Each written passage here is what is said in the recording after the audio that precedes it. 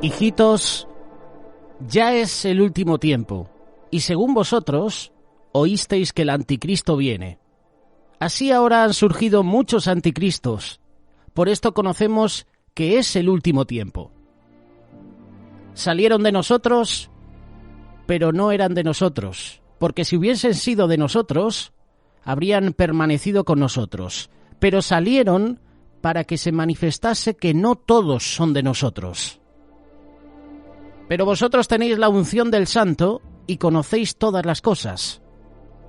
No os he escrito como si ignoraseis la verdad, sino porque la conocéis y porque ninguna mentira procede de la verdad.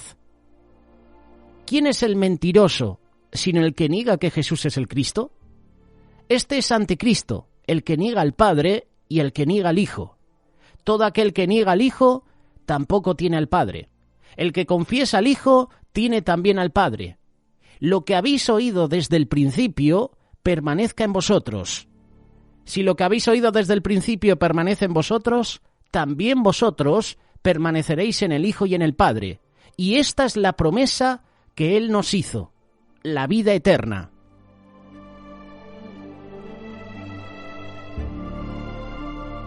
Bienvenidos al estudio bíblico. Continuamos con la primera carta de Juan, continuamos con el capítulo 2, llegamos a la última parte del capítulo. El título que recibe el versículo 18 hasta el versículo 29 es El Anticristo.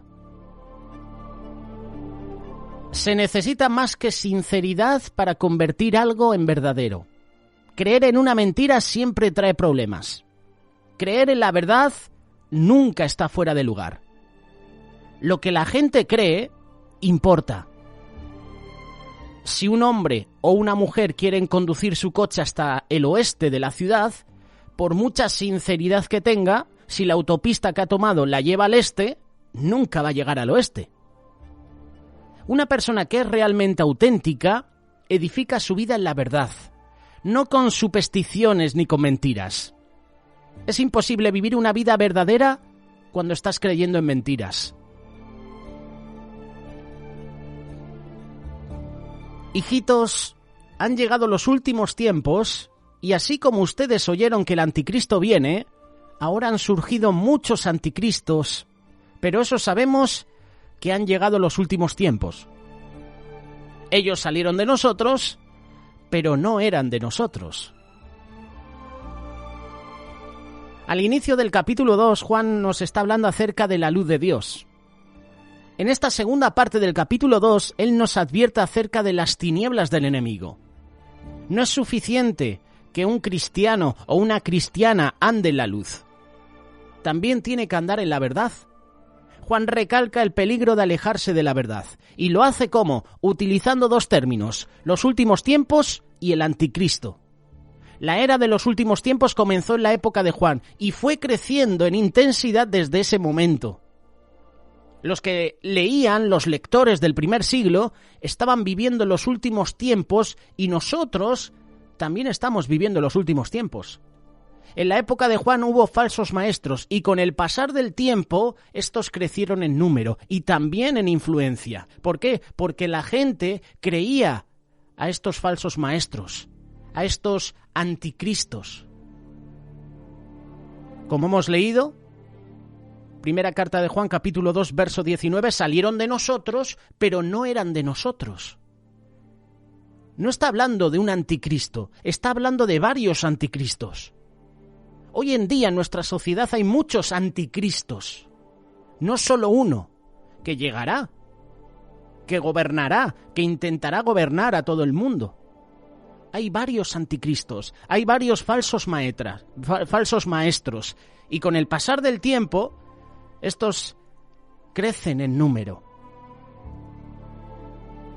Los últimos tiempos es una frase que describe la época entre la primera y la segunda venida de Cristo. Y Pablo, al igual que Juan, está observando las características de su época. Nosotros hoy en día vemos las mismas características, pero con mayor intensidad. El segundo término que Juan usa en este pasaje es el anticristo. El anticristo describe tres cosas. Describe un espíritu en el mundo que se opone o que niega a Cristo, describe a los falsos maestros y describe una persona que va a dirigir la rebelión final del mundo. Todo esto en contra de Cristo. Este espíritu, el espíritu del anticristo, ha estado en el mundo desde que Satanás le declaró la guerra a Dios en Génesis capítulo 3. El espíritu del anticristo está detrás de toda doctrina falsa, de todo sustituto religioso que se interponga con las verdades que las cristianas y los cristianos tenemos en Cristo. Ese prefijo anti tiene en realidad un doble significado. En el griego, buscando en internet, fíjate lo que dice. Puede significar en contra de Cristo o en lugar de Cristo. Y Satanás en su ira anda luchando contra Cristo.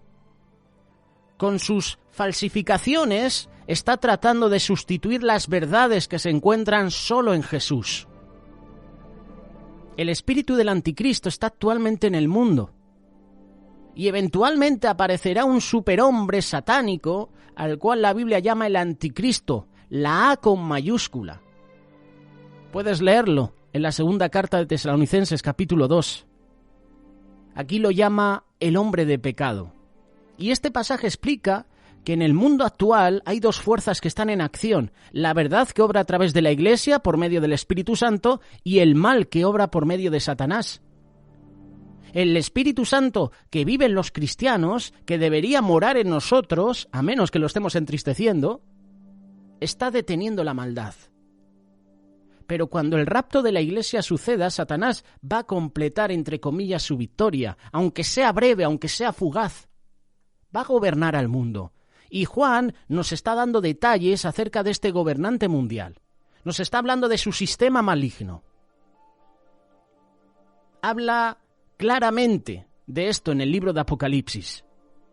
Por eso, lo que crees es fundamental. Estamos viviendo los últimos tiempos y el espíritu del anticristo está obrando en este mundo.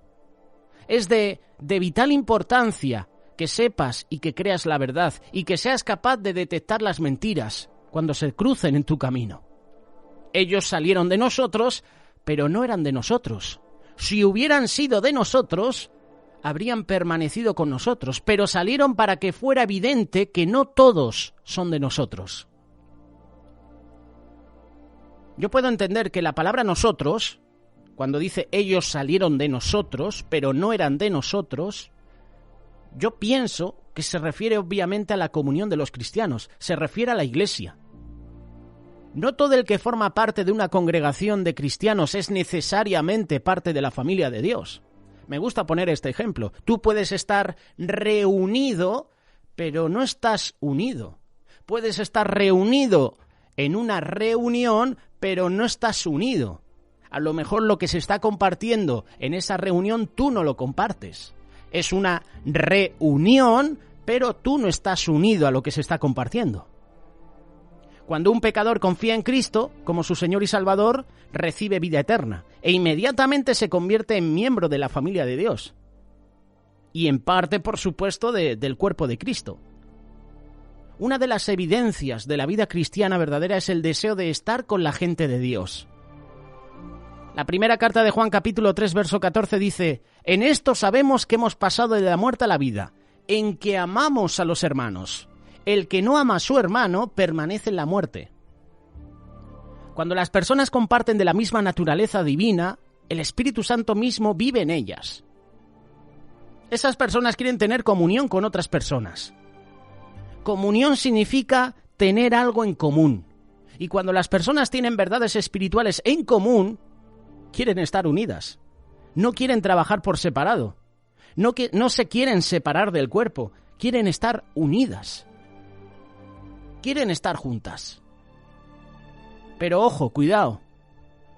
Los creyentes falsos no permanecen en la comunión. Se fueron. La permanencia en la comunión es evidencia de que la persona es verdaderamente cristiana. Y en la parábola del sembrador, Jesús deja bien claro que las únicas personas que producen fruto son las que realmente han nacido de nuevo. Esas son las que son salvas. Y es muy posible tener algunas de las características de una cristiana o cristiano y aún así no ser hijo de Dios. Por eso este pasaje nos dice que las personas se salieron de la comunión de los hermanos porque no tenían una verdadera vida, no habían tenido un verdadero encuentro con Dios, no tenían el amor de Cristo en sus corazones. Desafortunadamente hoy en día hay muchas divisiones entre la gente de Dios. Desafortunadamente hay divisiones en la iglesia, hay divisiones en el cuerpo de Cristo. Los verdaderos cristianos tienen los principios esenciales de la fe en común, sin importar a qué iglesia vayan, ya sean bautistas, metodistas o lo que sea. Todos ellos creen que la Biblia es la palabra de Dios y que Jesús es el Hijo de Dios. Ellos confiesan que los hombres son pecadores y que la única manera en que uno puede ser salvo es por medio de la fe en Cristo. Así de claro, si alguien comparte algo totalmente diferente, cuidado. Sal de esa iglesia por patas. Es la única manera en que uno puede ser salvo, por medio de la fe en Cristo. Si alguien te comparte algo diferente, falso maestro, es un anticristo. Yo creo que Cristo murió. Yo creo que resucitó. Gracias a la muerte, gracias a la resurrección de Jesús, hoy yo tengo vida. Tú y yo podemos tener diferencias, sí, acerca de otras cuestiones. Administración de la iglesia, la forma de bautizar, algunos principios. Diferencias siempre las vamos a tener, pero todos tenemos que estar de acuerdo con las doctrinas básicas de la fe. Si tú investigas las historias de las sectas falsas y de los sistemas religiosos anticristianos del mundo actual, vas a descubrir que en la mayoría de los casos los fundadores comenzaron ¿dónde? En una iglesia local. Me sorprende ver, por ejemplo, que hay muchos cantantes seculares que empezaron en la iglesia, en los coros, ministrando en la iglesia local. Y ahora mira, se desviaron de la verdad, se desviaron de la iglesia y ahora están cantando fuera. Son reconocidos mundialmente, pero ya no hacen música para Cristo. Pero empezaron ¿dónde? En la iglesia. Te podría poner ejemplos y seguramente tú que me estás escuchando conoces. Por ponerte un ejemplo, Estaban con nosotros, pero no eran parte de nosotros. Así que se fueron de nosotros y comenzaron sus propios grupos. Pero ustedes, esto es lo que dice el versículo 20, primera carta de Juan, capítulo 2, pero ustedes tienen la unción del Santo y conocen todas las cosas. La palabra usada aquí para unción es crisma, de donde viene el título Cristo, que significa el ungido. Los verdaderos cristianos tienen al Espíritu Santo como su guía. El Espíritu Santo es todo suficiente, es infalible en toda la verdad.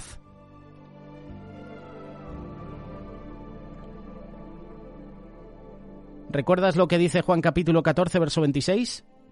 Jesús promete mandar a los discípulos al Consolador. Pero el Espíritu Santo, a quien el Padre enviará en mi nombre, los consolará y les enseñará todas las cosas y les recordará todo lo que yo les he dicho. Y en Juan capítulo 15, verso 26, Jesús también dice, pero cuando venga el Consolador, el Espíritu de verdad, el cual procede del Padre y a quien yo les enviaré de parte del Padre, Él dará testimonio acerca de mí. Jesús estaba mirando hacia el futuro. Jesús estaba hablando aquí del Espíritu Santo, del Consolador. Pero cuando venga el Espíritu de verdad, Él los guiará a toda verdad, porque no hablará por su propia cuenta, sino que hablará todo lo que oiga y les hará saber las cosas que habrán de venir. Jesús estaba profetizando la escritura de las epístolas del Apocalipsis. Jesús estaba hablando del Espíritu Santo. La unción del Espíritu Santo es el patrimonio de todo hijo, de toda hija de Dios. Y el Espíritu Santo abre nuestros ojos espirituales a las verdades de la palabra. Los falsos maestros de aquellos días decían que ellos pertenecían a un círculo más íntimo y que habían sido iniciados a verdades y misterios que no estaban al alcance de las masas de la iglesia. tonterías. Esto es mentira, dice Juan. Todo lo que necesitamos saber está en la Biblia, en la palabra de Dios. Y el Espíritu Santo escribió cada palabra, así que Él puede revelarnos hacia los misterios más profundos. La pregunta clave para cada creyente debería ser: ¿quién es Jesucristo? ¿Es Cristo simplemente un gran ejemplo, un buen hombre, un maestro maravilloso? ¿O es Dios manifestado en la carne? Los que estaban leyendo esta primera carta de Juan conocían la verdad acerca de Cristo. Si no, no hubieran sido salvos. Y Romanos capítulo 8, verso 9 dice: y si alguno no tiene el Espíritu de Cristo, no es de él. Los falsos maestros de esa época utilizaban dos palabras especiales para describir su experiencia: conocimiento y unción. Ellos decían tener unción única de parte de Dios que les daba un conocimiento especial, eran como iluminados, decían ellos, y por consiguiente tenían un nivel más alto que cualquier otra persona. Pero Juan dice que todos los verdaderos creyentes conocen a Dios y han recibido el Espíritu de Dios. Todo por haber creído en la verdad. Cuando se enfrentan a una mentira, la reconocen. ¿Por qué? Porque han creído en la verdad. Y Jesús dijo: yo soy el camino y la verdad y la vida. La reconocen al instante. La gran afirmación de fe que separa al cristiano de todos los demás es esta: Jesucristo es Dios hecho carne. Primera carta de Juan capítulo 4, verso 2, lo veremos próximamente, pero ya te adelanto el versículo. Pero esta es la mayor manera de reconocer el Espíritu de Dios. Todo espíritu que confiesa que Jesús ha venido de la carne es de Dios. El hecho de confesar que Jesús es Dios venido en la carne involucra mucho más que identificar simplemente a Cristo. Hasta los demonios creen. Los demonios hacen eso. Pero esto no los salva. La verdadera confesión involucra fe en Cristo. Fe en lo que ha hecho y en lo que va a hacer. Y esta no es una confesión teológica, intelectual, es un testimonio personal. Es un testimonio que sale de tu corazón, por lo que Cristo ha hecho por ti. Si has confiado en Cristo y has confesado tu fe, entonces tienes vida eterna.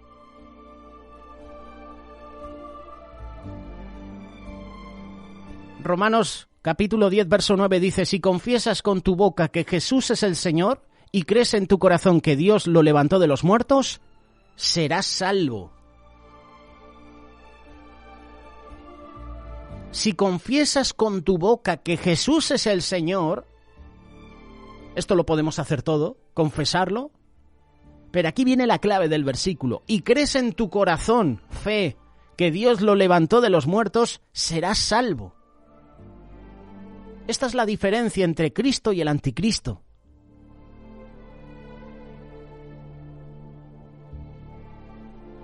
El capítulo continúa, versículo 22. ¿Quién es el mentiroso? Sino el que niega que Jesús es el Cristo. Este es el anticristo, el que niega al Padre y al Hijo. En pocas palabras, si tú niegas a Cristo, eres un anticristo. Claro como el agua. Negar que Jesús es el Cristo es negar al Padre y al Hijo. Y aquí nos enfrentamos al misterio de la naturaleza de Dios. Y yo, siendo sincero, de este tema no sé mucho. No entiendo muchas cosas acerca de la Trinidad, pero lo básico sí sé. Sabemos que hay un solo Dios, en tres personas. Nuestras mentes se aturden cuando tratamos de entender completamente lo que esto significa y también lo que implica.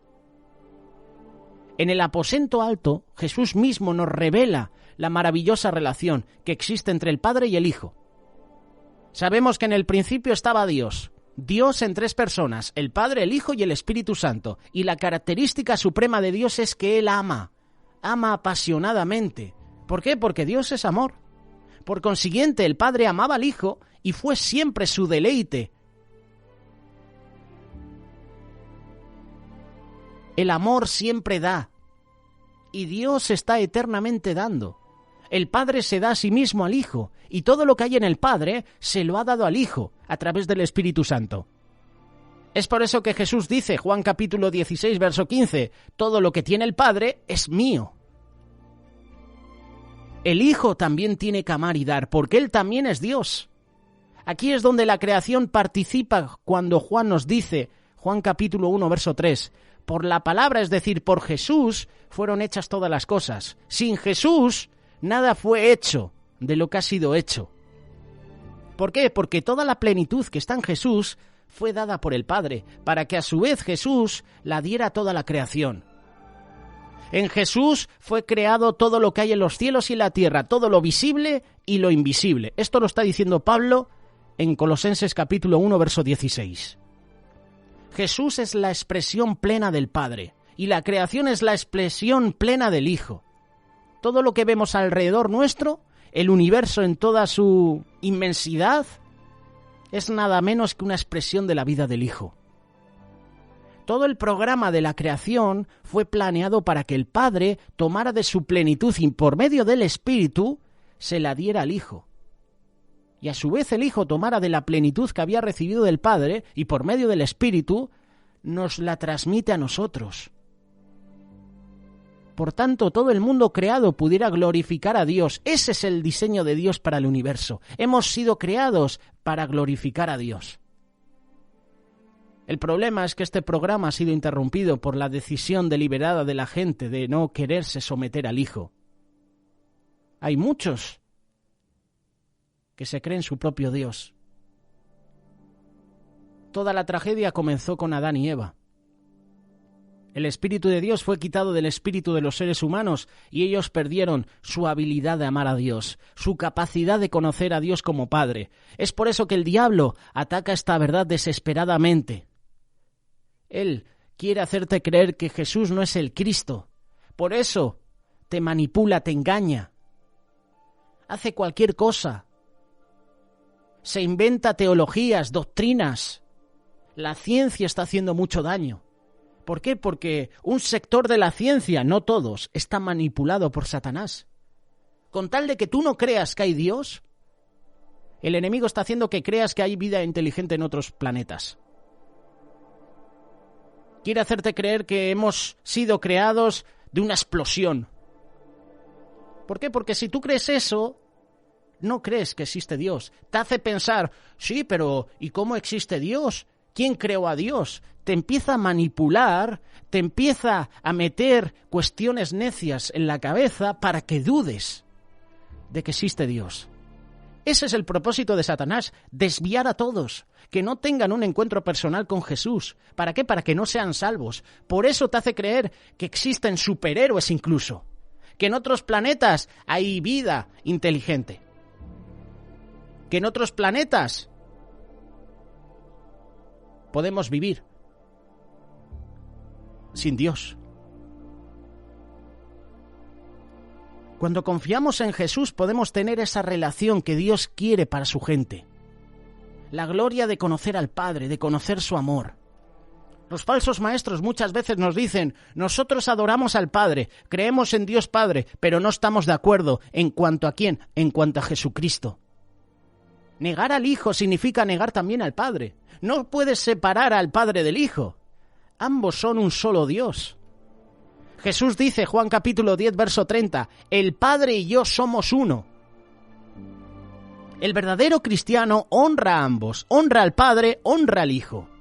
Por eso Juan capítulo 5, verso 23 dice, el que no honra al Hijo, no honra al Padre que lo envió. Si tú dices que adoras a Dios pero no adoras a Jesucristo, no estás adorando como una verdadera cristiana, como un verdadero cristiano.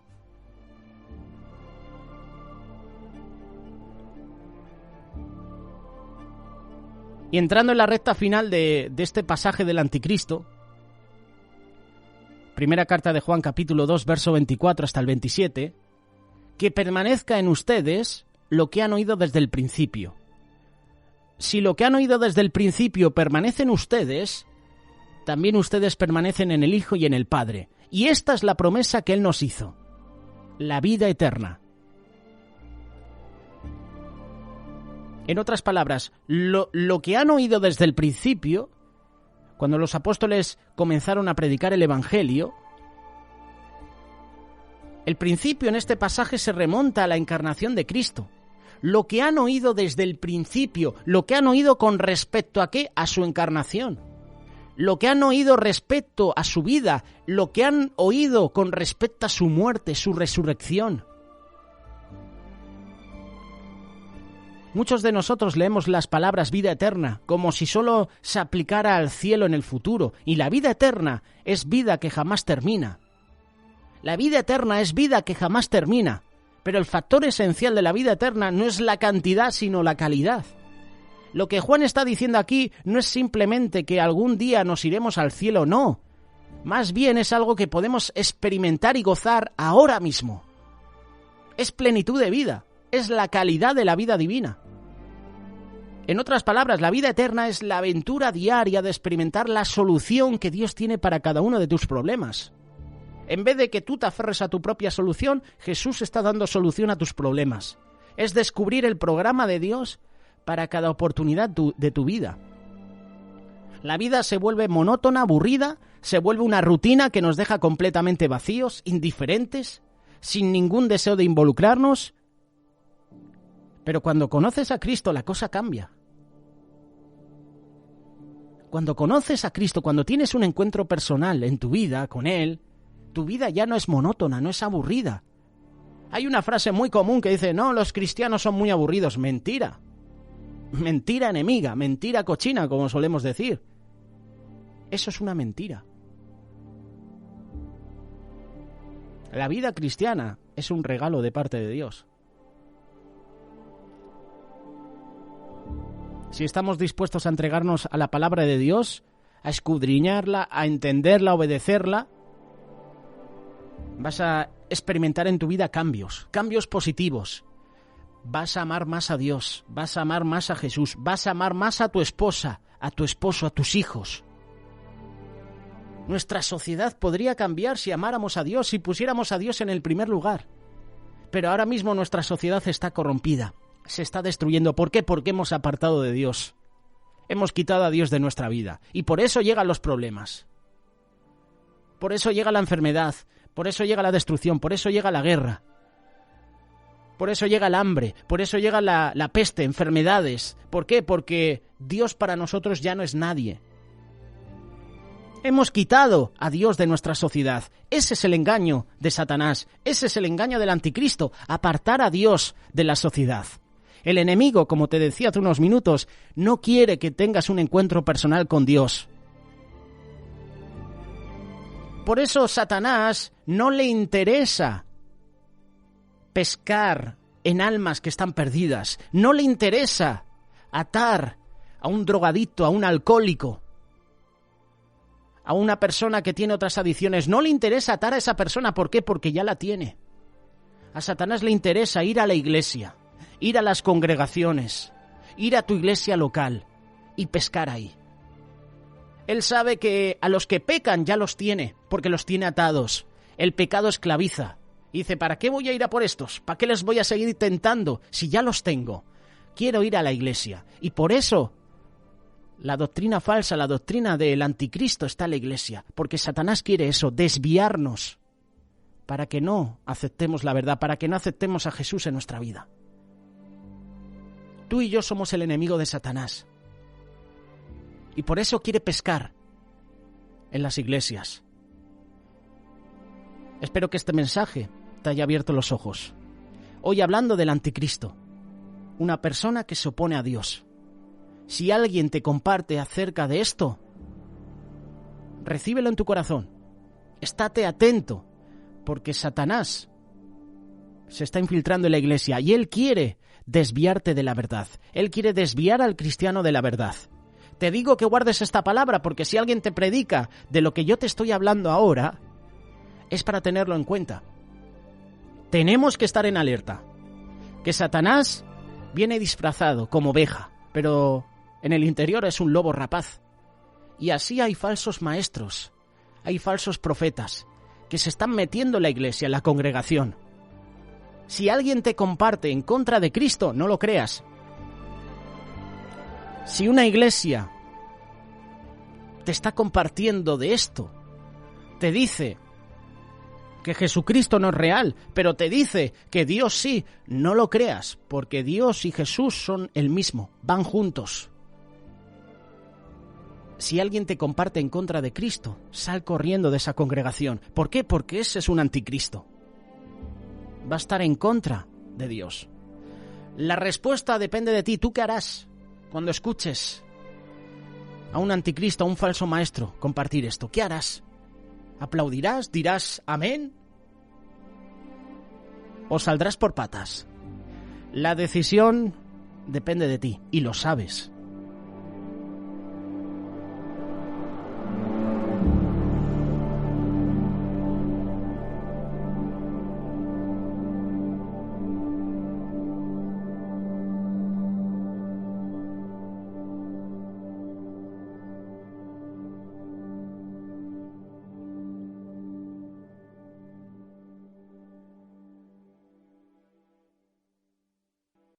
Radio Solidaria, una radio comprometida.